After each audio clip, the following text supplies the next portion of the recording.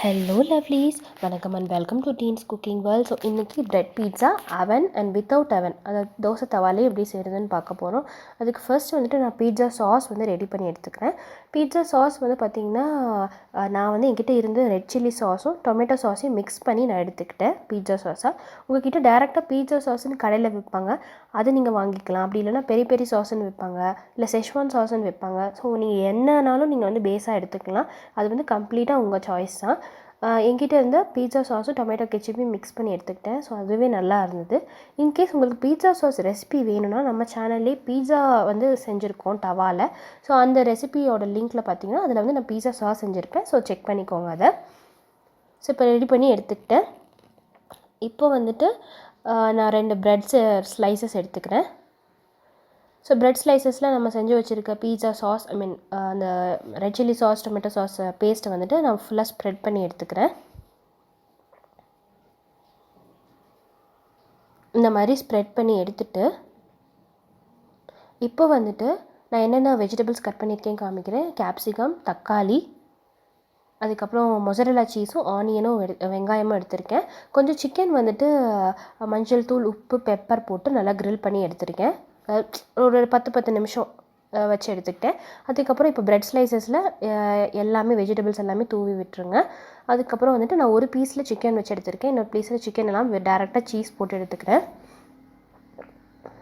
So நான் cheese ஜென்ரலாக நிறைய சாப்பிட மாட்டேன், அதனால் சீஸ் கம்மியாக போட்டுக்கிறேன். இன்கேஸ் நீங்கள் சீஸ் வந்து நிறையா சாப்பிடுவீங்க அப்படின்னா நீங்கள் வந்து சீஸ் இன்னும் நிறையா போட்டுக்கோங்க. ஸோ மேலே வந்துட்டு ஆரிகானோ அண்ட் சில்லி ஃப்ளேக்ஸ் கொஞ்சம் போட்டுக்கிறேன். இட்டாலியன் சீசனிங் இது போட்டால் தான் நல்லா ஃப்ளேவர்ஃபுல்லாக இருக்கும். போடாமலும் செஞ்சு பாருங்கள், நல்லா தான் இருக்கும். இப்போ தோசை தவாவை ஹீட் பண்ணிக்கலாம். தோசை தவா ஹீட் ஆனதுமே கொஞ்சம் வந்து பட்டர் மெல்ட் பண்ணிக்கிறேன். இந்த பிரெட் பீட்சாவை எப்படி குக் பண்ணணும்னு நான் சொல்லிடுறேன். ப்ரெட்டு வந்து நமக்கு டோஸ்ட் மட்டும் ஆகணும். மேலே இருக்க பீட்சா அந்த சீஸ் வந்து நமக்கு மெல்ட் ஆகணும். அதுதான் வந்து இது. ப்ரெட் வந்து லைட்டாக டோஸ்ட் ஆனால் போதும், கொஞ்சம் வந்து கிறிஸ்பியாச்சுன்னா போதுமே தவிர நீங்கள் ரொம்ப நேரம் ஹீட் பண்ணிங்கன்னா அது வந்து ரஸ்க்கு மாதிரி மாறிடும். ஸோ அதனால் வந்துட்டு சிம் பண்ணிவிட்டு கவர் பண்ணி 2-3 நிமிஷம் குக் பண்ணுங்கள். அது வந்து சீஸ் வந்து அதுக்குள்ளே மெல்ட் ஆயிரும். சிம் பண்ணிக்கோங்க. ஸோ 2 to 3 மினிட்ஸில் வந்து பார்த்திங்கன்னா நல்லா மெல்ட் ஆகிடுச்சு சீஸு. பிரெட் ஸ்லைஸும் பார்த்திங்கன்னா நல்லா டோஸ்ட் மட்டும் ஆயிருந்துச்சு கீழே. ஸோ பியூட்டிஃபுல்லாக குக் ஆயிருந்துச்சு. இப்போ வந்து செப்பரேட்டாக எடுத்து வச்சிடலாம். இப்போ வந்துட்டு நம்ம அவனில் எப்படி செய்கிறதுன்னு பார்க்க போகிறோம். ஸோ அவனில் ஃபஸ்ட்டு நம்ம வந்து ப்ரீஹீட் பண்ணணும். ப்ரீஹீட் பண்ணுறதுக்கு பார்த்திங்கன்னா நான் டெம்பரேச்சர் வந்து 180 டிகிரி செல்சியஸ் வச்சுருக்கேன். ஃபங்க்ஷன் பார்த்திங்கன்னா மேலே கீழே 2 ராட், ஏன்னா நமக்கு ரெண்டுமே குக் ஆகணும்ல. மேலே சீஸும் மெல்ட் ஆகணும், கீழே ப்ரெட்டும் வந்து டோஸ்ட் ஆகணும். ஸோ அதனால் மேலே கீழே வந்து வச்சுருக்கேன். அதுக்கப்புறம் வந்துட்டு டெம்பரேச்சர் பார்த்திங்கன்னா 10 நிமிஷம் ப்ரீ ஹீட்டிங்க்கு வச்சுருக்கேன். ஸோ நம்ம க்ரில் ரேக்கில் வைக்க போகிறோன்னா அந்த க்ரில் ரேக்கோடு சேர்த்தே நீங்கள் வந்து உள்ளார வச்சு எடுத்துக்கோங்க. அதுக்குள்ளார வந்துட்டு நீங்கள் பிரெட் ஸ்லைசஸில் எல்லாமே அரேஞ்ச் பண்ணி எடுத்துக்கோங்க. ஸோ இந்த இதில் வந்துட்டு நிறையா சீஸ் போட்டிருக்கேன். பிகாஸ் போன தடவை சீஸ் கம்மியாக இருந்த மாதிரி இருந்தது. ஸோ அதனால் வந்துட்டு நிறைய சீஸ் போட்டிருக்கு. ஸோ பீட்சா சாஸ் தடவுனதுமே இன்னும் கொஞ்சம் சீஸ் போட்டிருக்கேன். அது வந்து இன்னும் ரொம்ப நல்ல சியூவியாக ரொம்ப டேஸ்டியாக இருந்துச்சு. இப்போ வந்து ப்ரீ ஹீட்டிங் 10 நிமிஷம் முடிஞ்சிருச்சு. 10 நிமிஷம் முடிஞ்சதுக்கப்புறம் இப்போ நான் வந்து க்ரில் ரேக்கில் வந்துட்டு பீஸா ஸ்லைசஸ் எல்லாமே அடுக்கி மறுபடியும் உள்ளார வந்து அவனில் வைக்கிறேன். ஓகே, இப்போ நான் வந்துட்டு டெம்பரேச்சர் என்னன்னு சொல்கிறேன். இது வந்துட்டு நம்ம 2 டைம் குக் பண்ண போகிறோம். ஃபஸ்ட்டு வந்து பிரெட் ஸ்லைஸ் மட்டும் ஹீட் ஆகிறதுக்கு குக் பண்ண போகிறோம். செகண்ட் டைம் தான் மேலே சீஸ் மெல்ட் ஆகிறதுக்கு ஃபங்க்ஷன் நாப் மாற்றி குக் பண்ண போகிறோம். ஓகேங்களா? ஸோ இப்போ வந்துட்டு first 180 degree Celsius. So top and rod function வந்து டாப் அண்ட் ராட்லேயே இருக்குது. அதுக்கப்புறம் வந்துட்டு இது வந்துட்டு 2 to 3 மினிட்ஸ் மட்டும் ஃபஸ்ட்டு கீழே வந்து குக் ஆகிக்கிட்டோம். பிரெட் ஸ்லைஸ் 2 to 3 மினிட்ஸ் கீழே வந்து டோஸ்ட் ஆகிக்கிட்டோம். ஸோ 2 to 3 மினிட்ஸ் கழித்து பார்த்திங்கன்னா உங்களுக்கு வந்து டைமர் ஆஃப் ஆயிரும்.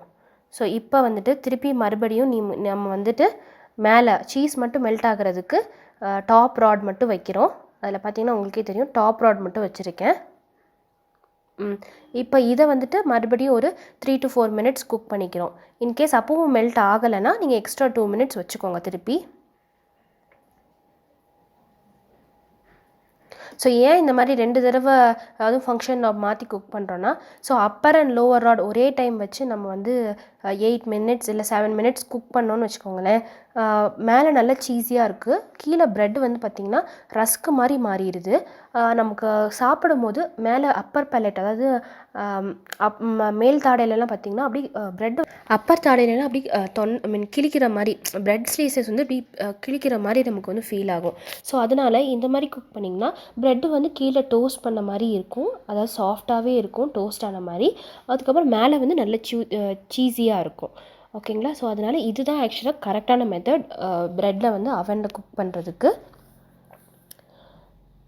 ஸோ இப்போ பார்த்திங்கன்னா பியூட்டிஃபுல்லாக குக் ஆகிடுச்சு. இப்போ வந்து இது வெளியில் எடுத்துடலாம். ஒரே ஒரு இது மட்டும் காமிக்கிறேன். பார்த்திங்கன்னா நல்லா சீஸியாக சூப்பராக குக் ஆகிருந்துச்சு. இப்போ வந்துட்டு எல்லாத்தையும் வெளியில் எடுத்துகிட்டு கட் பண்ணி காமிச்சிடலாம். உடனே எல்லாத்தையுமே வெளியில் எடுத்துருங்க, பிகாஸ் அந்த ஹீட்லேயே இருக்கட்டும்னு வச்சிங்கன்னா ப்ரெட்டு வந்து டோஸ்ட் ஆகிட்டே இருக்கும். உங்களுக்கு ஈஸியாகவும் கட் பண்ண வரும். ஸோ அவ்வளோதான், யம்மியான டேஸ்டியான பிரெட் பீட்ஸா வந்து ரெடி ஆகிடுச்சு. ஸோ கண்டிப்பாக ட்ரை பண்ணுங்கள். ட்ரை பண்ணிட்டு ஃபீட்பேக்காக மறக்காமல் ஷேர் பண்ணுங்கள்.